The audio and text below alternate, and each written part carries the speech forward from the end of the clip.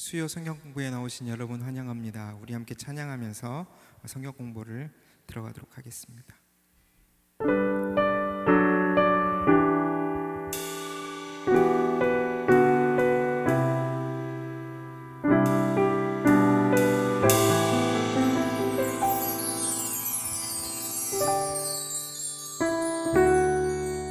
주의 말씀 앞에서 당신은 참된 예배자, 그토록 찾으시던 하나님의 기쁨,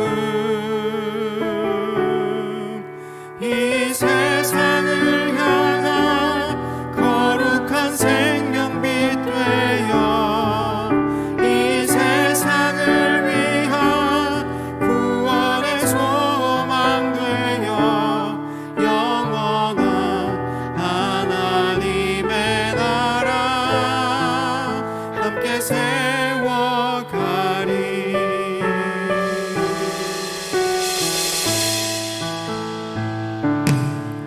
주의 부르심 따라 당신의 삶을 드릴 때 세상은 당신 안에서 주의 영광 보리라.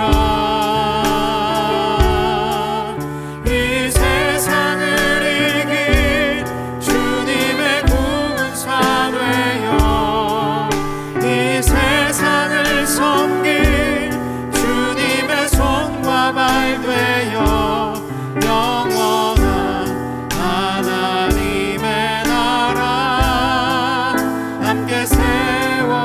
다시 한번 고백하겠습니다. 주의 말씀 앞에선 주의 말씀 앞에서 당신은 참된 예배자, 그토록 찾으시던 하나님의 기쁨, 이 세상을 향한 거룩한 생명빛 되어 이 세상을 위한 구원의 소망 되어 영원한 하나님의 나라 함께 세워가. 주의 부르심 따라 주의 부르심 따라 당신의 삶을 드릴 때 세상은 당신 안에서 주의 영광 보리라. 이 세상을 이긴 주님의 구원사 되어 이 세상을 섬긴 주님의 손과 발 되어 영원한 하나님의 나라 함께 세워. 이 세상을 향한 이 세상을 향한 거룩한 생명빛 되어 이 세상을 위한 구원의 소망 되어 영원한 하나님의 나라 함께 세워가리.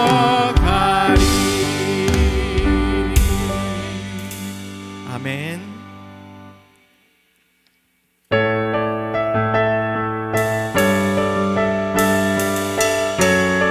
주께서 우리를 부르셨습니다. 우리를 교회로 세우시고 일어나서 주님의 빛을 발하라고 명령하십니다. 우리 함께 찬양하겠습니다. 교회여 일어나라, 주께서 부르시니 두려움과 실패 내려놓고 교회여 일어나라, 교회여 일어나라, 주께서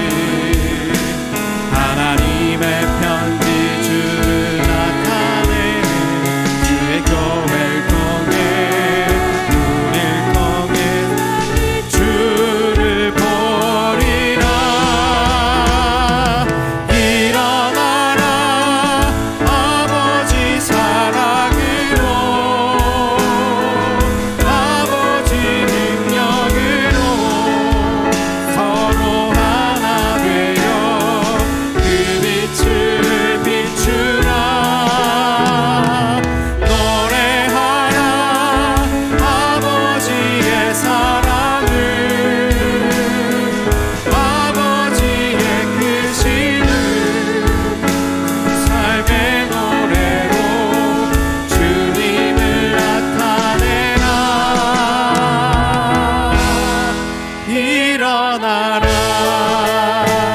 우리 다시 한번 고백하겠습니다. 교회여 일어나라.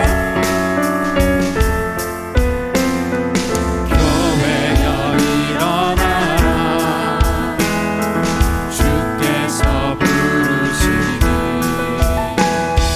두려움과 실패 내려놓고 교회여 일어나라. 교회여 일어나라. 교회여 일어나라. 아멘. 주께서 보내시니 우릴 부르신 삶의 자리에서 교회여 일어나라. 우린 세상의 빛 어둠을 밝히는 하나님의 편집주를 나타내는 주의 교회를 통해 우린 세상이 주를 보리라. 일어나라. 아버지 사랑으로 아버지 능력으로 서로 하나 되어 그 빛을 비추라. 노래하라. 아버지의 사랑을 아버지의 크심을 이 삶의 노래로 주님을 나타내라. 일어나라.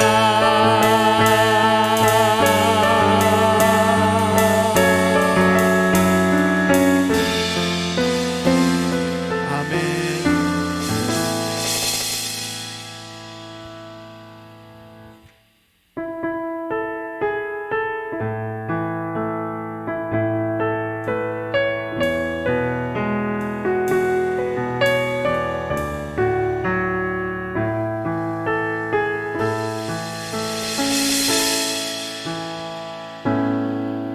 하늘의 문을 여소서.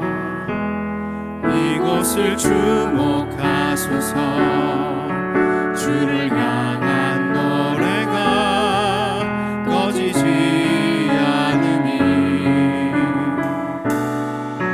하늘을 열고 보소서. 이곳에 임재하소서. 주님을 기다립니다. 기도의 향기가 하늘에 닿으니 주여 임재하여 주소서. 이곳에 오셔서 이곳에 앉으소서. 이곳에서 드리는 예배를 받으소서.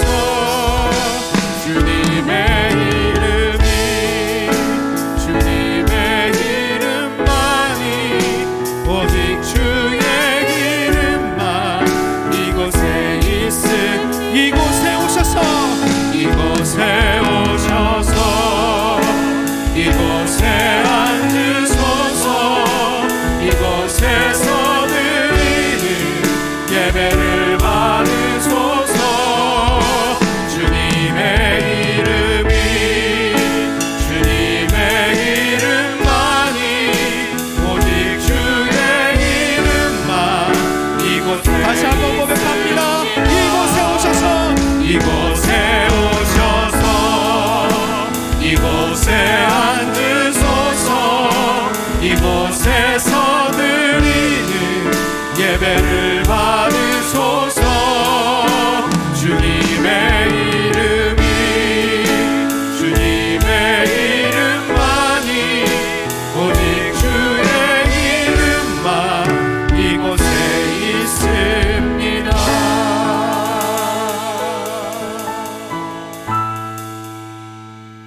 우리 교회를 위한 기도 함께 하나님 앞에 올려드리겠습니다. 같이 기도하겠습니다.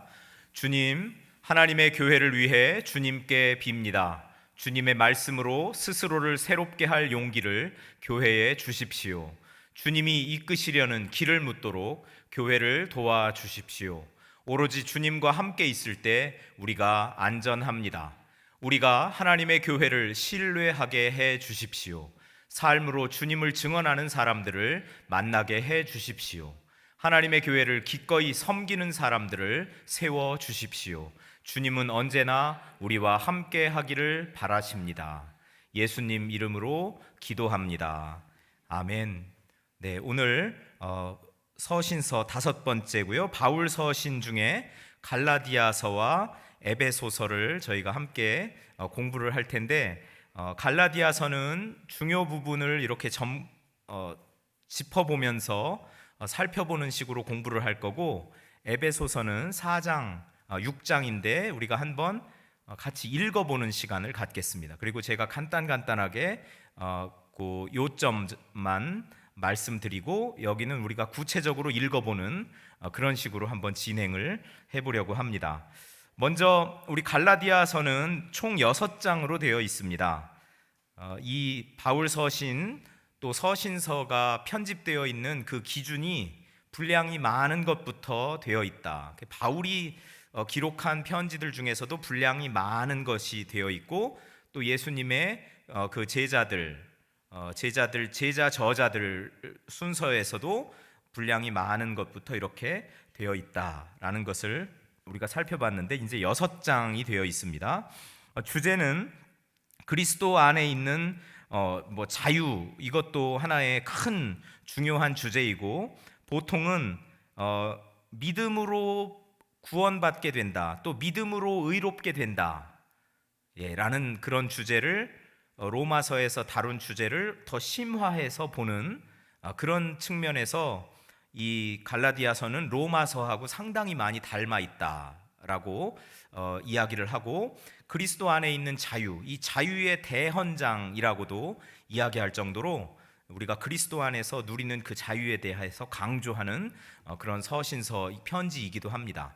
안디옥에 바울이 있을 때 기록했을 것이다 라고 이야기를 하고, 기록 연도에는 조금 차이가 있습니다. 조금 이른 시절에 사도 바울이 기록했을 것이다 라는 설과 조금 더 후대에 기록했을 것이다는 설 있습니다. 근데 그렇게 우리가 이 갈라디아서 공부하면서 그 연도가 그렇게 중요한 것은 아니죠. 이 우리에게 전달된 그대로의 말씀을 우리가 깊이 있게 연구하고 그 안에서 의미를 찾는 것이 훨씬 더 중요한 것이죠.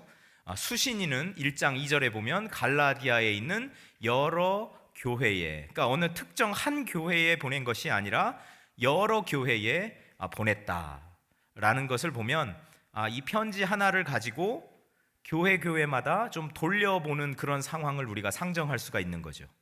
그때는 이런 그 편지가 귀했잖아요. 특히 바울 같은 사도가 보내는 편지라고 그러면 각 교회가 귀담아 들어야 할 그런 진리의 말씀이 거기 들어있는데, 그것을 우리만 알기는 너무 아쉽잖아요. 그러니까 주변에 있는 교회에도 전달하고 그랬습니다. 저희가 한국 교회에도 이런 아름다운 전통들이 있었어요. 예전에 우리 장로님 기억나시죠? 부흥회를 하면 옆 교회에서, 옆 마을에서 부흥회를 하면 우리 마을에서도 그 교회 부흥회에 막 다 사람들 모아서 참석하고 함께 은혜를 나누고 그랬잖아요. 근데 언제부턴가 다 개교회주의가 돼가지고 옆 교회에서는 뭐 부흥회를 하든 뭐 찬양 집회를 하든 뭐 은사 집회를 하든 뭘 하든 아무런 관심이 없어요. 그냥 우리 교회가 하는 것만 관심 있지. 네, 시대가 그렇게 됐습니다. 이런 부분들도 우리가 지역사회의 교회들과 함께 연합하면서 또 함께 은혜를 나누는 그런 자리들을 만들어 가면 상당히 좋을 것 같습니다. 저는 바라건대 우리 동암교회는 그렇게 뭐 우리가 막 거대한 그런 대형 교회는 아니지만, 그래도 진리 위에 바로 서서 이 하나님의 은혜를 나누는 일에 주변에 있는 교회들을 초청하고 또 우리도 함께 가서 은혜를 나누고 하는 그런 일에 우리가 좀 앞장섰으면 좋겠다. 다시 우리가 잃어버렸던 그 은혜를 사모하는 열정들을 우리 동암교회 안에서 우리가 신앙생활하면서 회복하고, 또 주변에도 그 열정을 전달하고, 그래서 우리가 이 섬기는 이 성북구, 이 안암동, 이 지역이 우리 하나님을 아는 그리고 구원의 기쁨을 함께 누리는 그런 지역이 되면 얼마나 좋겠나, 이제 그런 생각을 하게 됩니다. 그 일에 여러분들 좀 더 적극적으로 나중에 기회가 된다면 다 함께 해주실 줄로 믿습니다. 자, 갈라디아서는요, 전체적인 내용은 하나님의 은혜를 믿음으로 의롭다고 칭함을 받는 거죠. 그리스도인들은 우리가 우리의 행위로 그러는 것이 아니라 어떤 공로를 세웠기 때문에 당신은 의롭습니다, 이것이 아니라 그냥 하나님을 믿는, 하나님이 은혜로 주신 그 믿음으로 인해서 우리가 의롭다 칭함을 받는다, 그 교리를 다루고 있다 그랬습니다. 그래서 로마서의 거의 속편같이 로마서를 더 설명하는 그런 서신서처럼 그렇게 여겨진다라는 것이죠. 그런데 이 고린도 그 교회에 거짓 교사들이 들어와서 바울이 전한 그 복음과 다른 복음을 전하는 겁니다. 율법을 지켜야 하나님 앞에서 의로워진다라는 이런 주장들을 하는 사람들이 있었어요. 그래서 그들을 대적하기 위해서 그들을 상대로 변호하기 위해서 이 편지를 쓴 것입니다. 그래서 1장, 2장에는 이 은혜의 복음에 대해서 논증을 하는 겁니다. 논리적으로 딱 그 상대편을 두고 내가 이 복음이라는 것은 말이야 이러면서 그걸 논증을 하는 것이죠. 3절, 4절에 3장, 4장에서는 이 복음을 더 구체적으로 설명을 하고 5장, 6장에서는 그 복음을 적용하는 형식으로 6장이 짜여져 있습니다. 자, 우리 갈라디아서의 그 주제와 핵심 용어들을 한번 살펴보겠습니다. 처음에 그 표를 볼 때는 우리가 그리스도 안에 있는 자유, 이 자유에 초점을 맞췄다면 여기는 구원, 믿음으로 얻게 되는 그 구원에 한번 우리가 초점을 맞춰서 율법의 행위를 통해서가 아니라 오직 믿음으로 우리는 구원받는다, 이 주제입니다. 갈라디아서 2장 6절 말씀이죠. 이 말씀을 여러분 우리 읽으면 막 가슴이 뜨거워질 줄 믿습니다. 우리 한번 뜨겁게 한번 읽어보겠습니다. 시작. 사람이 의롭게 되는 것은 율법의 행위로 말미암음이 아니요 오직 예수 그리스도를 믿음으로 말미암는 줄 알므로 우리도 그리스도 예수를 믿나니 이는 우리가 율법의 행위로서가 아니고 그리스도를 믿음으로써 의롭다함을 얻으려 함이라. 율법의 행위로서는 의롭다함을 얻을 육체가 없느니라. 여러분, 우리가 그동안 하나님의 말씀을 막 암송하고 그랬는데 참 감사하기는 갈라디아서 2장 6절을 외우라는 분은 그렇게 많지 않아서 너무 긴데, 너무 길지만 중요한 그 내용은 저거죠. 율법의 행위를 통해서 우리가 구원받는 것이 아니고 의롭게 되는 것이 아니고 오직 예수 그리스도를 믿음으로써 우리가 의롭게 된다, 구원받는다. 딱 그 이야기를 저 몇 줄에 걸쳐서 그렇게 이야기하고 있는 겁니다. 이런 거는 그냥 진하게 동그라미 쳐놓고 또 보시고 또 보시고 하시면 이 한 구절만 정확하게 이해해도 복음의 진리를 우리가 믿고 우리가 지금 들어와 있는 이 복음의 진리를 우리가 분명하게 이해할 수 있는 겁니다. 요 한 구절만 이해해도 우리가 신앙생활을 하면서 무언가 행위로서 뭔가를 해보려고 하는 그런 생각을 우리가 하지 않겠죠. 행위로서 되는 것이 아니라 예수 그리스도를 믿는 것으로 우리는 된다. 행위는 그냥 자연스러운 열매다. 이렇게 되면 그 우리의 행위를 가지고 우리가 무언가를 막 자랑하거나 그 내 이름을 막 내려고 한다거나 인정받으려 한다거나 이런 부분이 없어지는 거예요. 그래서 우리가 우리의 행위로 우리가 무언가를 함으로써 구원받는다라는 그런 생각, 그 공로주의적인 생각을 버리고 우리가 믿음으로 우리는 구원을 받는다. 이것은 전적으로 하나님의 은혜다. 거저 주시는 하나님의 은혜다. 이 복음에 우리가 제대로 딱 접촉을 하게 되는 것이죠. 핵심 용어들을 한번 보시면 율법, 믿음, 복음, 의, 자유, 자유 이렇게 있습니다. 요건 이제 5장에 가면 더 강조를 이제 할 수 있을 거고요. 2장 16절 말씀에 보면 거기 중요한 용어가 그 안에 다 포함이 되어 있잖아요. 자, 다음 보겠습니다. 갈라디아서의 특징이죠. 여기는 율법과 복음의 문제 등 구원을 어떻게 설명할 것이냐, 구원론, 구원에 관한 이야기가 주요 주제입니다. 그래서 로마서의 축소판이다. 로마서는 전체가 16장이나 되는데 여기는 6장이 되니까 이 구원에 대해서 분명하게 이해하고 싶으면 로마서를 먼저 읽으면 되죠. 예, 짧으니까요. 그러나 정확하게 2장 16절 같은 이런 말씀에 정확하게 이 구원의 요지가 들어있다라는 사실이죠. 그리고 바울은 자기가 전한 복음을 변호하고 자기의 사도직을 변호합니다. 이 사람들이 나타나서 바울을 막 공격하잖아요. 저 사람은 진짜 사도 맞아? 막 이렇게 공격한단 말이에요. 왜냐하면 예수님과 함께 3년 동안 활동한 사도가 아니잖아. 예수님을 직접 현장에서 목격한 그런 사도가 아니잖아. 예수님과 동거동락했던 사도가 아니잖아. 그러면서 이 바울의 사도권을 공격을 하니 자기가 전한 복음과 함께 자기의 나 사도 맞다고 그것을 변호하고 있는 것이죠. 그리고 갈라디아서 서두를 우리가 한번 여러분이 펴보시면 갈라디아서 처음을 한번 펴보시죠. 1장 시작해서 이제 인사를 하잖아요. 5절에서 인사가 끝납니다.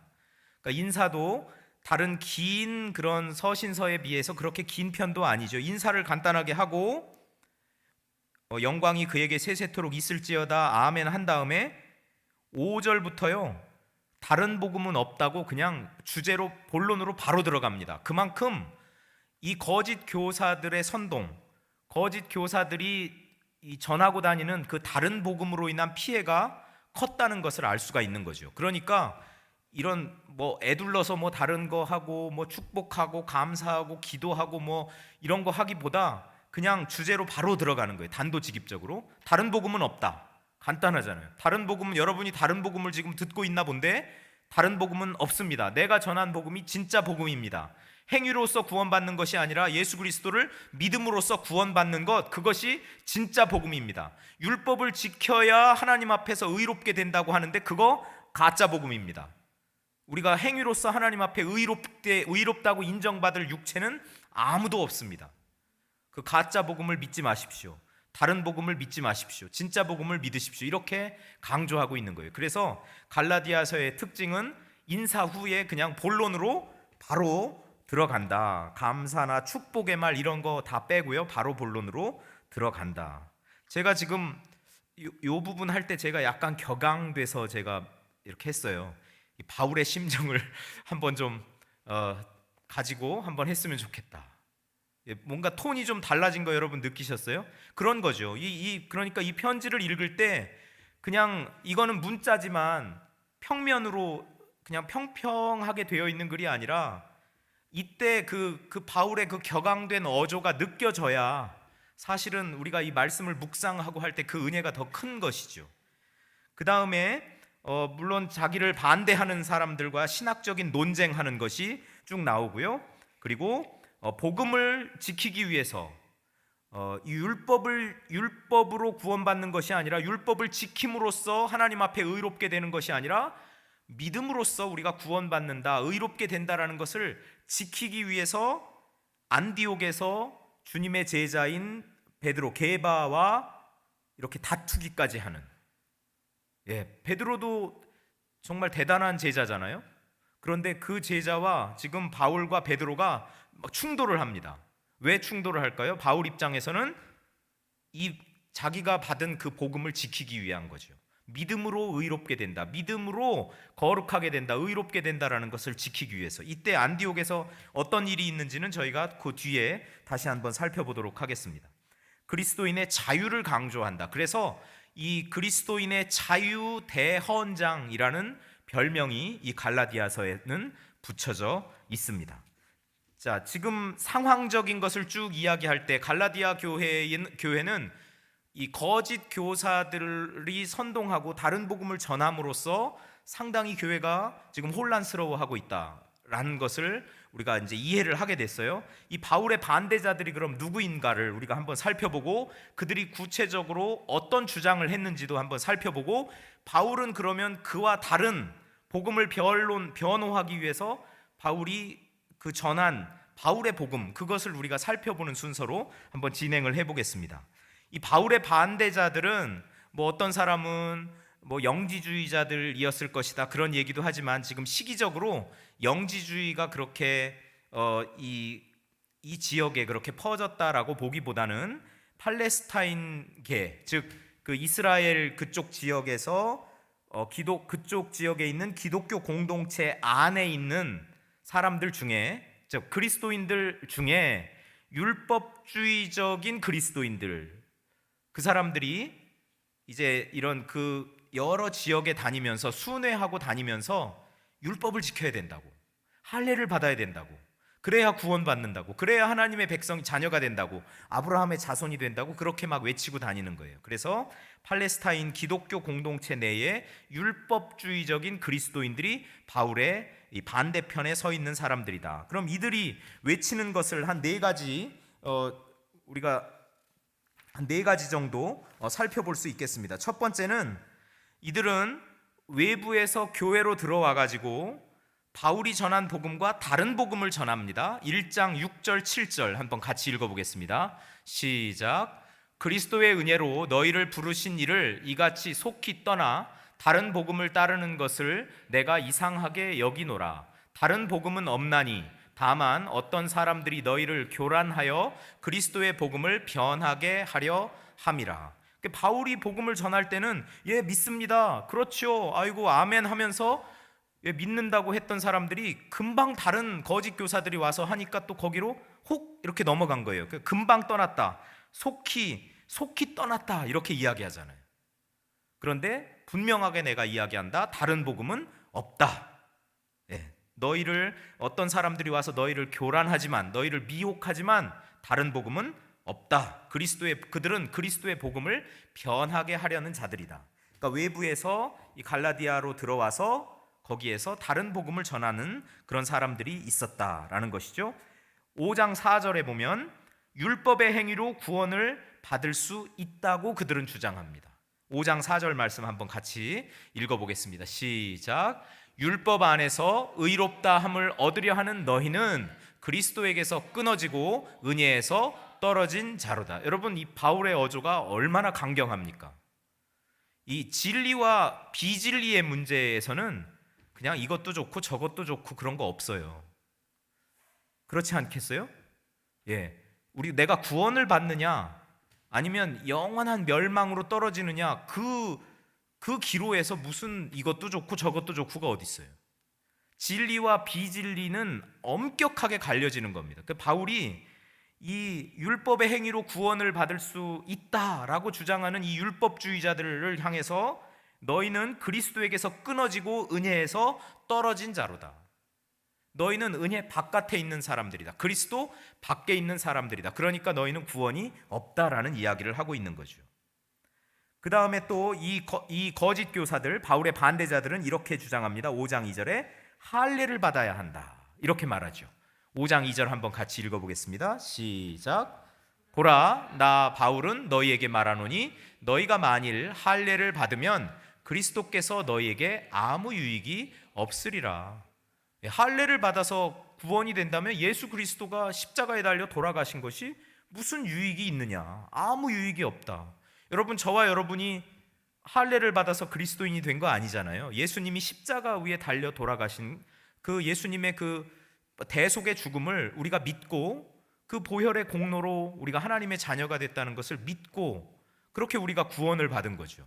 근데 다시 할례를 받아야 된다 그러면 예수님이 십자가 위에서 하신 그 구원의 놀라운 대속의 죽음은 아무런 의미가 없고 유익이 없다라고 이렇게 이야기하죠. 그러니까 이 율법주의자이기 때문에 그 다음에 이들이 주장하는 것은 어떤 절기라든가 그런 것을 철저히 지켜야 된다는 거죠. 4장 9절 10절에 보면 날과 달과 절기와 해를 지킨다. 뭐 초실절도 지켜야 되고 무엇도 지켜야 되고 무엇도 지켜야 되고 무엇도 지켜야 되고, 유대인들이 하듯이 그렇게 절기도 지켜야 되고 1년에 3차례 유월절, 뭐 초실절, 뭐 오순절, 뭐 이런 수장절 이런 것도 지켜야 되고, 그 다음에 매달 초하루 그것도 지켜야 되고 여러 가지, 뭐 나팔절도 지켜야 되고 이런 걸 다 해야 된다라는 거예요. 자, 9절 10절 우리 한번 같이 읽어보겠습니다. 시작. 이제는 너희가 하나님을 알 뿐 아니라 더욱이 하나님이 아신 바 되었거늘 어찌하여 다시 약하고 천박한 초등학문으로 돌아가서 다시 그들에게 종 노릇하려 하느냐? 너희가 날과 달과 절기와 해를 삼가 지키니.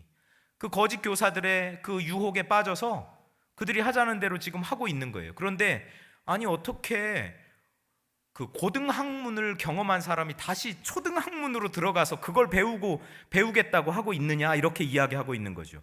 율법은 우리 다른 서신서에서도 뭐라고 이야기했어요? 몽학 선생님이다, 이 초등교사다, 뭐 그런 이야기 했잖아요. 그러니까 예수 그리스도에게 이끄는 거기까지, 그러나 그 구원을 가져오지는 못하죠. 거기까지 죄를 알게 하고 하는 그런 교육적인 기능이 있어요. 근데 그게 다예요. 율법을 지킨다고 해서 구원을 받는 것이 아니란 말이죠. 그런데 우리는 은혜로 구원받고 믿음으로 구원을 받는 사람들이 왜 또 다시 율법을 지키는 그 자리로 돌아가서 초등학교를 이미 졸업했는데 지금 대학교를 다니고 있는데 왜 초등학교로 가서 다시 그걸 배우려고 하느냐, 이런 이야기를 하고 있는 것이죠. 논리적으로 아주 지금 이 복음을 변증하고 변호하는데 정말 탁월하다 하는 생각을 하게 됩니다. 자, 그러면 이런 그 바울의 반대자들의 이런 주장에 대해서 바울은 어떤 책망과 권면을 할까요? 바울이 사도로서 권위를 가지고 지금 합니다. 3장 1절부터 5절까지 보면 이렇게 시작합니다. 어리석도다 갈라디아 사람들아. 우리 한번 같이 읽어보겠습니다. 시작. 어리석도다 갈라디아 사람들아, 예수 그리스도께서 십자가에 못 박히신 것이 너희 눈앞에 밝히 보이거늘 누가 너희를 꾀더냐. 내가 너희에게서 다만 이것을 알려 하노니 너희가 성령을 받은 것이 율법의 행위로냐 혹은 듣고 믿음으로냐. 너희가 이같이 어리석으냐. 성령으로 시작하였다가 이제는 육체로 마치겠느냐. 너희가 이같이 많은 괴로움을 헛되이 받았느냐. 과연 헛되냐. 너희에게 성령을 주시고 너희 가운데서 능력을 행하시는 이의 일이 율법의 행위에서냐 혹은 듣고 믿음에서냐. 여러분, 어느 것입니까? 율법의 행위에서 우리가 구원받았습니까? 아니면 복음을 듣고 믿어서 구원받았습니까? 듣고 믿어서 구원받았죠. 이 갈라디아서 교인들이 그렇게 대답해야 된다라는 거죠. 그러니까 너무 어리석다. 왜 이미 다 통과한 대로 다시 들어가서 그렇게 하고 있느냐. 대학생이 왜 다시 초등과정 공부를 하려고 하고 있느냐, 이렇게 이야기를 하고 있는 것이죠. 그리고 다른 복음을 따르는 것을 내가 이상하게 여기노라. 다른 복음은 없다, 이렇게 하면서 1장 6절 7절에서 바울이 분명하게 이야기했고요. 그 다음에 다른 복음을 전하면 저주를 받을 것이다. 여기도 한번 8절 9절 한번 같이 읽어보겠습니다. 시작. 그러나 우리나 혹은 하늘로부터 온 천사라도 우리가 너희에게 전한 복음 외에 다른 복음을 전하면 저주를 받을지어다. 우리가 전에 말하였거니와 내가 지금 다시 말하노니 만일 누구든지 너희가 받은 것 외에 다른 복음을 전하면 저주를 받을지어다. 아멘. 우리가 이 진리와 비진리에서는, 여러분, 이 원칙, 진리에 있어서는 양보가 있으면 안 됩니다. 진리에 있어서는 양보가 없어요. 그런데 다른 것은, 그러니까 아주 중요한 것이 있죠. 본질적인 것이 있죠. 본질적인 것에서는 양보가 없어요. 그건 고수해야 돼요. 그러면 본질적인 것을 싸고 있는 이 비본질적인 것이 있거든요. 비본질적인 것에서는 어떤 태도로 우리가 행동하고 살아야 될까요? 사랑으로. 그러니까 비본질적인 부분에서는 사랑하는 겁니다. 본질적인 부분에서는 양보가 없어요. 여기는 원칙이에요. 그러니까 바울이 지금 그렇게 하는 거예요. 이 다른 복음을 전하는 사람들에게 가차 없어요. 다른 복음을 전하는 너희에게 너희는 저주를 받을지어다. 너희는 그리스도에게서 끊어졌고 그리고 밖에 있는 사람들이다. 구원 밖에 있는 사람들이다. 구원 못 받는다라고 단호하게 이야기합니다. 그런데 여러분, 이것이 바울의 진리를 고수하기 위한 바울의 일관적인 태도이지만 그 외에 복음을 전하는 데서 바울은 내가 약한 사람에게는 약하게 되고 강한 사람에게는 강하게 되고 율법 있는 사람에게는 율법 있는 사람처럼 되고 율법이 없는 사람에게는 율법 없는 사람처럼 되고 그렇게 된다는 거예요. 이게 진리를 내가 고수하지 않고 진리와 비진리를 막 혼동해가지고 이랬다 저랬다 하는 것이 아니라요, 어떻게 해서든지 한 영혼이라도 더 구원하기 위해서 그렇게 사랑으로 접근하는 거예요. 사랑으로 대하고 사랑으로 관계를 맺고 사랑으로 행동한다라는 거죠. 그래서 요 두 가지, 본질적인 것에는 이거는 이 진리를 붙잡는 거예요. 아주 확고하게 진리를 붙잡고, 그리고 비본질적인 부분에서는 사랑으로, 저와 여러분의 우리 삶의 태도, 우리 신앙생활을 해나가는 그런 태도가 되어야 될 줄로 믿습니다. 그 다음에 4장 9절부터 12절, 다시 저희에게 종 노릇하려 하느냐. 여기에 우리 아까 읽어봤었죠. 10절까지는 읽었고 11절 12절을 제가 읽으면, 내가 너희를 위하여 수고한 것이 헛될까 두려워하노라. 형제들아, 내가 너희와 같이 되었은즉 너희도 나와 같이 되기를 구하노라. 너희가 내게 해롭게 하지 아니하였느니라. 다시 왜 그 율법의 종 노릇하려고 그러느냐, 그 초등학문으로 왜 다시 돌아가려고 하느냐, 그 종 노릇하지 말라, 이런 이야기를 하고 있습니다. 자, 안디옥 사건을 한번 살펴볼까요? 안디옥 사건은 2장 11절부터 14절까지 나오는데 그냥 읽으면 이해가 됩니다. 이 율법주의에 어느 정도 영향을 받고 이렇게 그들을 의식하면서 행동하는 그런 사람들이 있었고, 바울은 그렇게 하면 안 된다라고 이제 진리를 고수하는 그런 입장에서 다툼이 일어나게 되는데, 한번 11절부터 14절까지 한번 같이 읽어보겠습니다. 시작. 게바가 안디옥에 이르렀을 때에 책망받을 일이 있기로 내가 그를 대면하여 책망하였노라. 야고보에게서 온 어떤 이들이 이르기 전에 게바가 이방인과 함께 먹다가 그들이 오매 그가 할례자들을 두려워하여 떠나 물러가매 남은 유대인들도 그와 같이 외식함으로 바나바도 그들의 외식에 유혹되었느니라. 그러므로 나는 그들이 복음의 진리를 따라 바르게 행하지 아니함을 보고 모든 자 앞에서 게바에게 이르되, 내가 유대인으로서 이방인을 따르고 유대인답게 살지 아니하면서 어찌하여 억지로 이방인을 유대인답게 살게 하려느냐 하였노라. 그러니까 왜 이방인이라고 하는 사람들과 함께 식사를 하다가 유대인, 약간 율법을 좀 준수하려고 하는 그런 사람들이 이렇게 오니까 그만하는 거죠, 식사를. 괜히 책 잡힐까 봐. 그런데 바울은 이미 그 경계를 다 넘었잖아요. 유대인 이방인의 경계를 넘었잖아요. 그게 복음이잖아요. 그러니까 바울이 게바하고 다툼을 하는 거죠. 그리고 책망을 하는 거죠. 당신 왜 그렇게 외식하느냐? 왜 그렇게 외식하느냐? 예수 그리스도의 복음은 여러분 그 경계를 훌쩍 뛰어넘는 건데 그걸 다시 뛰어넘었다가 다시 그 경계 안으로 들어가고 있는 거예요. 게바와 지금 야고보에게서 온 사람들, 이런 사람들은 다시 그 경계 안으로 돌아가려고 하는 거죠. 그걸 외식이라고 바울은 보았고, 그래서 그들을 책망했다라는 겁니다. 여러분, 얼마나 바울이 이 진리, 복음의 진리를 고수하기 위해서 그렇게 아주 단호하게 행동하고 살았는지를 우리가 보게 되는 것이죠.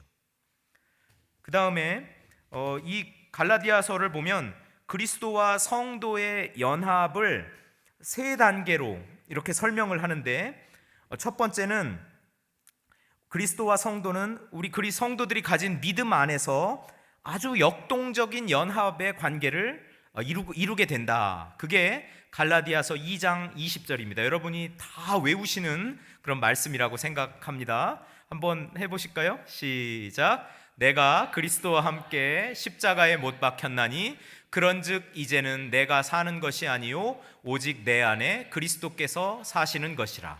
이제 내가 육체 가운데 사는 것은 나를 사랑하사 나를 위하여 자기 자신을 버리신 하나님의 아들을 믿는 믿음 안에서 사는 것이라. 우리가 내가 믿음 안에서 살 때 예수 그리스도와 내가 딱 아주 그 역동적인 그런 연합을 하게 된다. 이제는 내가 사는 것이 아니라 내 안에 예수 그리스도께서 사시는 것이다. 얼마나 역동적인 연합을 우리가 믿을 때 믿음 안에서 하게 되느냐라는 거죠. 그리고 두 번째는 이 그리스도와 성도가 이렇게 역동적인 연합의 관계를 하고 있는데 그것을 가시적으로 모든 사람들이 볼 수 있게 표현해 주는 것이 바로 세례다. 3장 27절에 그렇게 이야기하죠. 한번 같이 읽어보겠습니다. 누구든지 그리스도와 합하기 위하여 세례를 받은 자는 그리스도로 옷 입었느니라. 그래서 이 세례가 상당히 중요합니다. 세례를 통해서 우리가 예수 그리스도와 연합하고 있다라는 것을 모든 사람들에게 보여주는 거예요. 드러내주는 거예요. 그래서 세례는 공개적으로 한다, 비공개적으로 한다? 공개적으로 하는 겁니다. 어디 골짜기에 몰래 가갖고 세례 받았다 하는 사람 다 가짜라고 보시면 됩니다. 세례는 그렇게 받는 게 아니에요. 세례는 내가 예수 그리스도와 연합한 삶을 살고 있습니다 라는 것을 모든 사람들에게 내 신앙 고백으로 보여주고 드러내는 거예요. 그래서 공개적으로 다 하고 축하하고 정말 너무나 행복한 그런 우리가 의식을 하는 거잖아요. 거룩한 예식. 그래서 이건 공개적으로 하게 되어 있습니다. 그 다음에 그리스도 안에서 세례받은 모든 성도들은 서로 형제와 자매로 연합을 하게 됩니다. 이게 이 갈라디아서에서 우리가 보게 되는 그리스도와 성도의 연합의 3단계입니다. 우리가 예수 그리스도와 연합했잖아요. 각자 다 예수 그리스도와 연합하고 세례를 받으면 그 안에서 우리는 다 형제 자매로 연결이 되는 겁니다. 한번 둘러보십시오. 나의 형제 자매들입니다. 나의 형제 자매들이고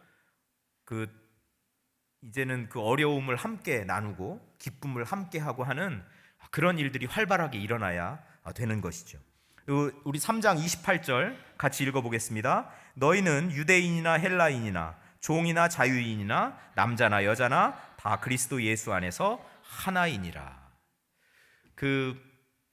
제가 다른 아르메니아 교회에서 신앙생활 할 때요, 그 교회를 한 5년 정도 다니고 나니까, 저하고 아내하고 5년 정도 다니고 나니까 그 교회에 한 장로님 지위 정도 되시는 분이, 거기는 장로님이 안 계셨지만 그 교회에 이제 중요한 역할들을 하는 그분이 저희에게 너희 우리 교회에 교인이 되지 않겠니? 즉 교회 멤버, 회원 이 되지 않겠니? 이렇게 말씀하시는 거예요.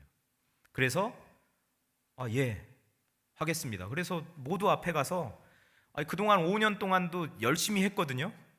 뭐 찬양 인도도 하고 제 아내는 그때 지휘도 했어요. 지휘. 저는 찬양 인도하고 그래서 예배 목사님 도와서 예배 섬기고 여러 가지 했는데 그렇게 5년의 시간이 흘렀어요. 그러니까 저희를 그동안 쭉 관찰하시던 분들이 너희는 이제 우리 교회에 정식 멤버가 되면 좋겠다. 정식으로 요청을 하고 저희가 예 알겠습니다 하고 그리고 이거 선서 다 하고 그 교회의 정식 교인이 되었죠. 그러니까 5년 저희가 한 7년에서 8년 정도 이렇게 생활을 했었는데 5년 그 전에 그 교회 생활하는 거하고요 5년 후에 그 교회 생활의 질이 완전히 달랐어요. 성도들과의 관계가 완전히 달랐어요. 그러니까 정식 교인이 되고 나니까 형제 자매인 거예요. 그러니까 관심도가 달라요. 우리가 어려운 일이 있을 때 이렇게 도와주고 이러는 게 이전에 그냥 유학생 부부 이렇게 해서 하는 거하고 달라요. 그때는 그 담임 목사님하고 또 열심히 있는 몇몇 분들만 열심히 챙겼었거든요. 집에 초대하고 이러는 것도 그 몇몇 분들만. 그런데 저희가 교회의 정식 멤버가 되고 나니까 이게 범위가 더 넓어지더라고요. 우리가 어려운 일이 있을 때 도와주는 그 깊이나 이런 내용들도 완전히 달라요. 그래서 이게 그 교회는 그런 식으로 이 형제 자매된 공동체의 일원이 되는 것을 그렇게 표현하는구나. 한국 교회는 그렇지 않아요. 우리 교인 되는 게 너무 쉽잖아요. 너무 쉬워요. 거긴 전 5년 걸렸어요. 5년 그 교회의 정식 멤버가 되는데. 그러니까 우리는 일단 쉽게 되든 어렵게 되든 그럼 교인이 됐어요. 그리고 우리가 다 예수 그리스도 안에서 세례를 받은 형제 자매가 됐어요. 그러면 그 다음에 구체적으로 우리 형제 자매들의 삶에 관심이 좀 있어야 되고 어려울 때, 기쁠 때, 슬플 때 함께하는 이 마음이 움직여야죠. 마음이. 여러분 우리에게 그런 마음이 있나요? 우리에게 정말 나는 이 동암교회에서 신앙생활하면서 나만 압니다. 이건 너무나 불행한 사람이죠. 이 안에서 신앙생활하면서 우리 형제자매들이 보이실 수 있기를 바랍니다. 하나님이 우리가 예수 그리스도 안에서 세례받은 사람은 다 이방인이든 헬라인이든 유대인이나 헬라인이나 종이나 자유인이나 남자나 여자나 다 그리스도 예수 안에서 하나가 되었다. 우리의 형제자매가 되었다. 그래서 더 많은 관심과 또 더 많은 지지와 더 많은 후원, 이런 것들이 우리 서로에게 필요한 것이죠. 우리 동암교회가 그렇게 가슴 따뜻한 교회가 되었으면 좋겠습니다. 그렇게 우리가 충분히 만들어낼 수 있습니다. 지금까지 못했으면 지금부터 잘하면 됩니다. 눈을 좀 더 크게 뜨고 우리 형제 자매들을 다 좀 바라봤으면 좋겠어요. 어떤 삶의 어려움들이 있나. 요즘 이제 저희가 우리 교우분들 가정을 신방하면서 가정마다 어려운 일을 놓고 우리가 함께 기도하고 또 함께 신방 대원들 여러분들 또 합류해가지고 함께 하고 하니까 너무 좋은 거죠. 그리고 함께 한 분들에게 제가 꼭 미션을 드려요. 오늘 기도 제목 지금 들으셨잖아요. 그거 갖고 기도하셔야 됩니다. 함께 기도합시다. 그러면 이 각박한 세상에 누가 나를 위해서 그렇게 기도해 주나요? 우리 가족 이외에 누가 나를 위해서 그렇게 신경 써 주나요? 우리가 교회가 그 일을 해야 되는 것이죠. 교회가, 우리는 예수 그리스도 안에서 한 형제 자매가 됐기 때문에 이제 더 많은 관심을 가지고, 우리가 지금까지는 그냥 다 없던 거로 하고요, 이제 오늘부터 첫날, 그래서 우리가 더 많은 관심으로 우리 형제 자매들을 위해서 기도하는 저와 여러분들, 우리 동암교회 공동체가 될 수 있기를 축복합니다. 우리 바울의 율법관을 한번 살펴보겠습니다. 아마 갈라디아서까지만 해야 될 것 같습니다. 바울의 율법관 보겠습니다. 3장 24절이죠. 같이 읽어보겠습니다. 시작. 이같이 율법이 우리를 그리스도께로 인도하는 초등교사가 되어 우리로 하여금 믿음으로 말미암아 의롭다함을 얻게 하려 함이라. 딱 예수 그리스도께로 거기까지 인도하는 데까지. 그러나 그 다음은 예수 그리스도를 통해서 우리가 의롭게 되고 우리가 구원받게 된다. 그래서 율법은 초등교사다라고 이야기를 하고 있는 거죠. 이게 바울의 율법관입니다. 그리고 이제 5장에 가면 드디어 자유의 복음이 나옵니다. 5장 1절, 너무나 중요한 구절인데 이것도 좀 진하게 동그라미 쳐놓고, 여러분 우리가 반복해서 읽으면서 내가 이 구원받음으로써 나에게 그 주어진 그 자유를 내가 누리면서 살아야지, 이렇게 되뇌이면서 이 말씀의 그 은혜를 누리셨으면 좋겠습니다. 함께 읽어보겠습니다. 그리스도께서 우리를 자유롭게 하려고 자유를 주셨으니 그러므로 굳건하게 서서 다시는 종의 멍에를 매지 말라. 우리 바울, 로마서도 그렇지만요, 우리 바울이 말하는 그 자유, 여러분 기억하셔요? 어떤 자유요? 율법으로부터의 자유, 죽음으로부터의 자유, 죄로부터의 자유. 이 자유는, 바울이 이야기하는 자유는 그런 자유예요.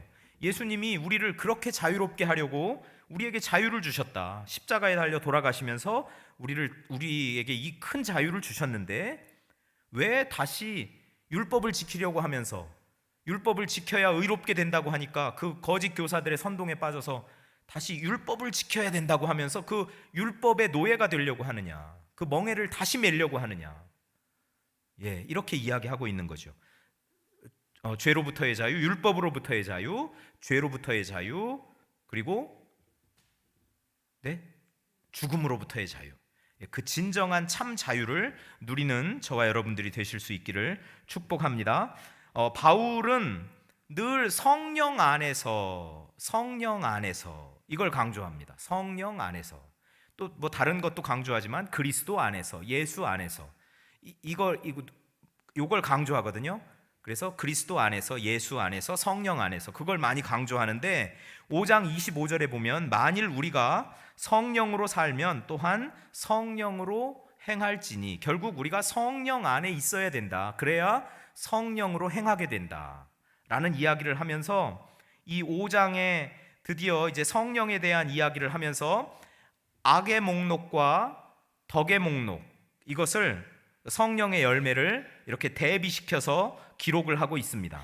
거기에 악덕 목록을 19절, 5장 19절부터 21절에 우리가 한번 살펴보도록 하겠습니다. 시작.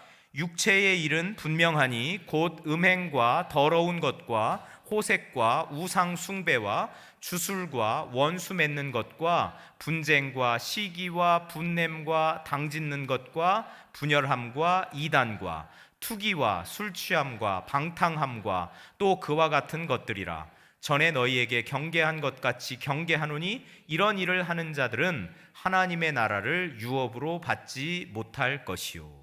이게 육체의 일이다라는 거죠. 육체를 따라서 살다 보면 저런 일들, 저 악의 목록, 저런 일들을 하게 된다라는 거죠. 뭐 저와 여러분이 육적으로 생각하고 육체를 따라서 행동하다 보면 저기 나와 있는 저 악의 악덕 목록에서 자유로운 사람이 아무도 없을 거예요. 예, 뭐 저부터도 그래요. 예, 아무도 그 목록, 죄의 목록에서 자유로운 사람이 없어요. 그런데 우리가 성령 안에 있으면, 성령을 따라 행하면 어떤 일이 일어나는지 22절, 23절 말씀에서 한번 살펴보겠습니다. 시작. 오직 성령의 열매는 사랑과 희락과 화평과 오래 참음과 자비와 양선과 충성과 온유와 절제니 이 같은 것을 금지할 법이 없느니라. 어려서부터 우리가 이 찬양으로 얼마나 많이 이 성령의 열매를 우리가 암기했습니까? 불렀습니까? 오직 성령의 열매는 사랑, 희락, 화평. 오직 성령의 열매는 사랑, 희락, 화평. 뭐 인내와 자비와 양선, 충성과 온유와 절제. 오직 성령의 열매는 사랑, 희락, 화평. 맞나요? 예, 뭐 이렇게 틀린 것 같아요. 안 불러오셨어요? 예, 이거 이렇게 부르면서 뭐 이 성령의 열매가 마치 9가지인 것처럼.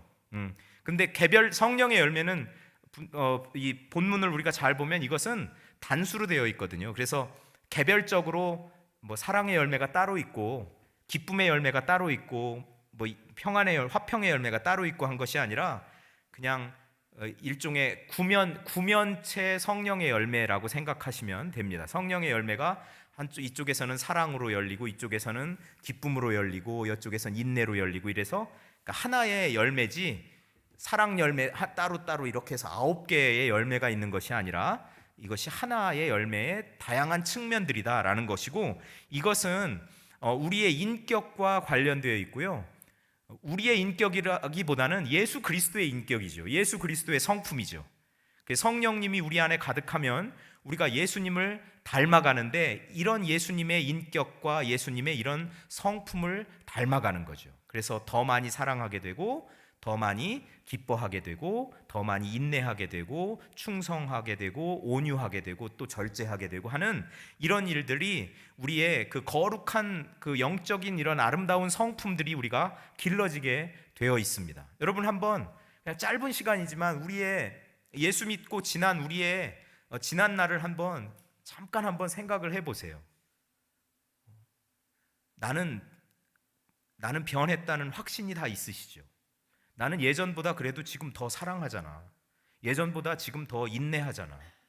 예전에는 난 정말 참을성이 없었는데 예전에는 막 사사로운 일에도 얼마나 이렇게 욱욱 이걸 많이 했는데 그래서 내 별명이 욱이었는데 지금은 그래도 이렇게 꾹꾹 누르고 참을 줄도 알고, 그리고 그 화를 푸는 방법도 얼마나 지금은 세련되고 그랬는데 이렇게 우리가 성장한 부분들이 있단 말이죠. 그러나 완벽하지는 않잖아요. 그럼에도 불구하고 실수하고 그럼에도 불구하고 또 때로는 좌절하고 그럴 때가 있습니다. 그러나 우리가 믿음의 길에서 성령의 충만함을 구하고 예수 그리스도와 동행하는 그 삶에서 이런 예수 그리스도의 인격이 우리의 인격이 되고 예수님의 성품이 우리의 성품이 되는, 그래서 그렇게 하나하나 천천히 또 그러나 완성을 향하여 우리가 변화해 가는 것이죠. 이것이 우리가 거룩하게 되는 것이고 이것이 결국은 나중에 영화롭게 되는 그런 것이죠. 우리가 구원을 받고 의롭게 되고 그 다음에 또 거룩하게 되고 그리고 영화롭게 되고 하는 그런 과정 가운데 우리가 있다라는 사실을 우리가 잊지 않아야 될 것 같습니다. 여러분, 우리는 가끔 착각할 때가 있어요. 내가 어떤 직분을 받으면 마치 내 성장의 끝에 와 있는 것, 나는 다 성장한 것처럼 생각하는 것은 큰 오산입니다. 목사가 되면 그때부터 성장이 멈추면 큰일이죠. 그 이후에도 성장할 거리가 얼마나 많이 있는데요. 예. 각자의 삶의 자리에서 예수 믿은 이후로 내가 이 예수 그리스도를 담는 이 성품을 내가 삶 속에서 얼마만큼 닮아가고 있는가. 여러분 한번 오늘 돌아가시면 그거를 좀 이렇게 그래프로 한 9개 이렇게 만들어 놓고요. 여기 그 덕목을 9개 해놓고 1부터 10까지 쭉 한번 그래프를 그려서, 사랑 그래프는 한 5쯤 와 있을까? 기쁨 그래프는 한 7쯤 와 있을까? 그런 것들을 한번 좀 이렇게 했으면 좋겠어요. 그려봤으면 좋겠어요. 그리고 점검을 한번 해보았으면 좋겠어요. 그리고 이 부분이 내가 좀 많이 부족하다. 그러면 여러분 그 9개의 그래프 중에 가장 부족한 부분 있잖아요. 그 가장 부족한 게 어떻게 보면 또 내 인격을 대표할 수도 있어요. 내 성품을 대표할 수도 있어요. 왜냐하면 그것 때문에 내가 난처하게 되고 내가 망하게 되는 일도 있거든요. 그래서 그 부분을 끌어올리는 것이 중요해요. 내가 인내하지 못해서 관계도 잘 이렇게 쌓아오다가 어느 날 갑자기 한번 욱해가지고 인내하지 못해서 모든 관계를 다 이렇게 물거품을 만들어버렸다. 그럼 그 부분이 내 약한 골이잖아요. 그거는 내가 하나님 앞에서 한번 점검을 해봐야 내 약한 고리가 어딘지, 그럼 그 부분을 놓고 하나님 앞에 더 집중적으로 기도하게 되죠. 하나님 인내하게 해주십시오. 인내하는 힘을 주십시오. 성령님 나를 도와주십시오. 내가 더 참게 해주십시오. 예수 그리스도의 십자가를 생각하면서 예수님이 십자가를 지실 때 그 당했던 그 고난, 하나님 나는 정말 그 손톱만큼도 그거를 감당할 수 없는 그런 능력의 사람이지만 하나님 그래도 그걸 내가 생각하면서 참아내게 하십시오. 그 부분에서 내가 조금씩 성장해 나가면 결국은 나라는 존재, 나의 성품 또는 나의 인격 전체가 그만큼 더 발전하고 성숙해 가는 거죠. 나의 약한 고리를 발견하고 그 부분에 좀 더 집중적으로 성령님의 도우심을 구하면서 우리가 개선해 나가는. 그러면 여러분 나머지 부분이 더불어 강해지는 거 아세요?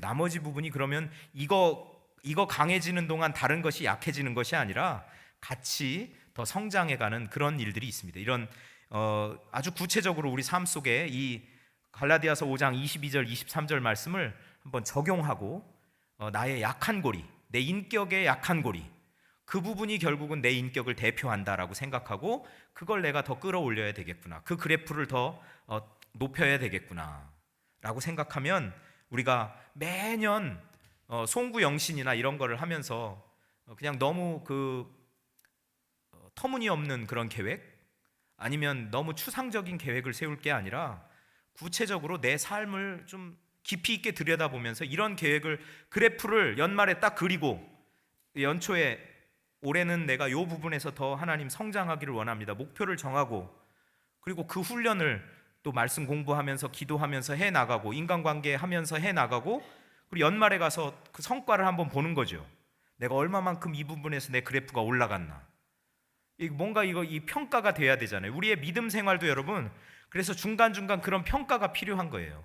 제가 지금 이 적용점을 말씀드리잖아요. 그동안 오랫동안 성령의 열매 어려서부터 신앙생활 하신 분들은 이거 수도 없이 들었어요. 그냥 다 외우잖아요, 그냥. 그런데 그것을 실제 내 신앙생활에 한번 접목을 해보고 그래프도 그려보고 하나하나 내 내면을 한번 점검을 하고 그 다음에 성장 목표를 잡는 것. 그러면서 우리가 성장해 나갈 수 있고 예수님을 닮아갈 수 있는 것이죠. 이제 마지막인데요. 자, 심는 대로 거둔다. 여러분, 심는 대로 거둔다. 이게 바울의 그 사상에서 아주 중요한 것이죠. 6장 7절부터 10절까지 말씀입니다. 우리 한번 같이 읽어보겠습니다. 시작. 스스로 속이지 말라. 하나님은 업신 여김을 받지 아니하시나니 사람이 무엇으로 심든지 그대로 거두리라. 자기의 육체를 위하여 심는 자는 육체로부터 썩어질 것을 거두고 성령을 위하여 심는 자는 성령으로부터 영생을 거두리라. 우리가 선을 행하되 낙심하지 말지니 포기하지 아니하면 때가 이름에 거두리라. 그러므로 우리는 기회 있는 대로 모든 이에게 착한 일을 더욱 믿음의 가정들에게 할지니라. 결국은 착한 일 해라, 이런 명령을 하고 있는 겁니다. 왜냐하면 우리가 심는 대로 거두게 된다. 육체를 위하여 심는 자는 육체로부터 썩어질 것을 거두고 성령을 위하여 심는 자는 성령으로부터 영생을 거둔다. 즉 성령 안에서 행하는 자는 성령의 열매를 거두게 되어 있다라는 것이죠. 여러분, 이 심는 대로 거둔다라는 이 사상은 우리가 고린도전서 4장에서도 그 공력 심판 기억하시죠? 불로써 하는 그 공력 심판.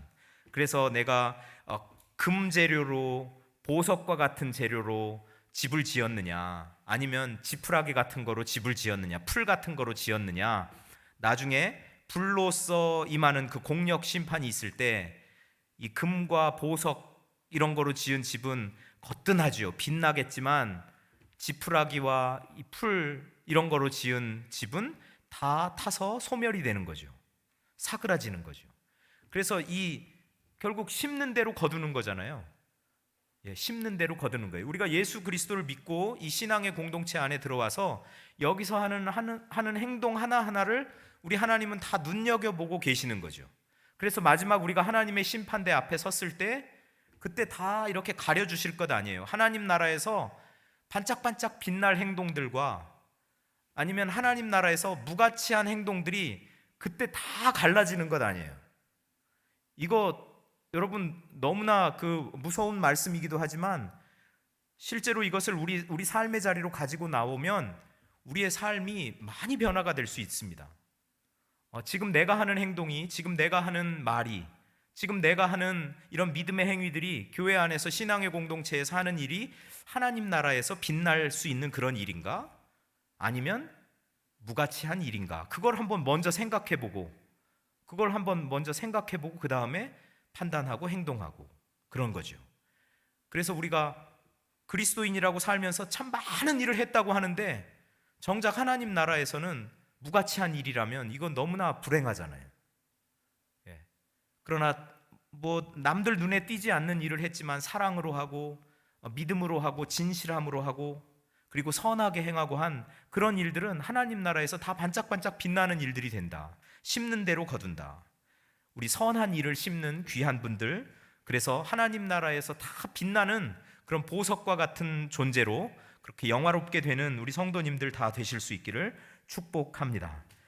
오늘 에베소서 읽기까지 준비를 했었는데 중간에 좀 제가 바울의 심정을 좀 본받아서 해보려고 격앙된 부분도 있고 설명이 조금 근데 이 적용점을 조금 설명을 하다가 길어진 부분이 있었습니다. 여러분 양해를 해주시고 뭐 에베소서는 다음 시간에 함께 다른 서신서와 함께 읽도록 이렇게 하겠습니다. 이 시간에는 모든 이름 위에 뛰어난 이름, 이 찬양 함께 하면서 우리 예수님이 우리의 주님이십니다 라고 분명하게 고백하는 그런 시간이 되었으면 좋겠습니다. 모든 이름 위에 뛰어난 이름 함께 찬양하겠습니다.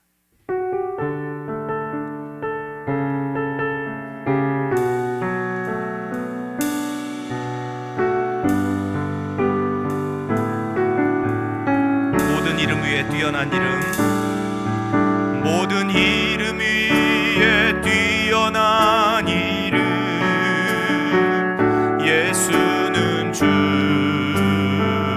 예수는 주.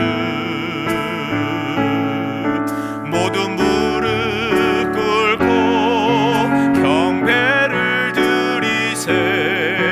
예수는 만유의 주님,